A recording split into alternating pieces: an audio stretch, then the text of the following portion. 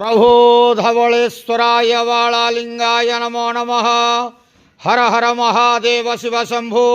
हे बाबा धवलेश्वराय वाळालिंगाय नमो नमः।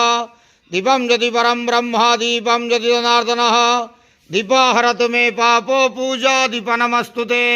अहे धवलेश्वराय वाळालिंगाय नमो नमः।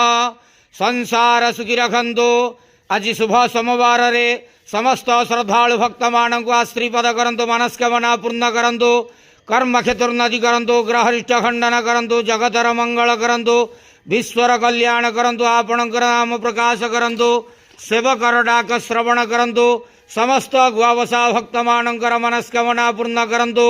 जो जो भक्त माने आपणक पाखरे मानसिक रखिछंती तांक मानसिक पूर्ण करंतु। प्रभु धवलेश्वराय वाळालिंगाय नमो नमः। संसार सुखी रखंतु, आनंदे गवार हरि बोलो।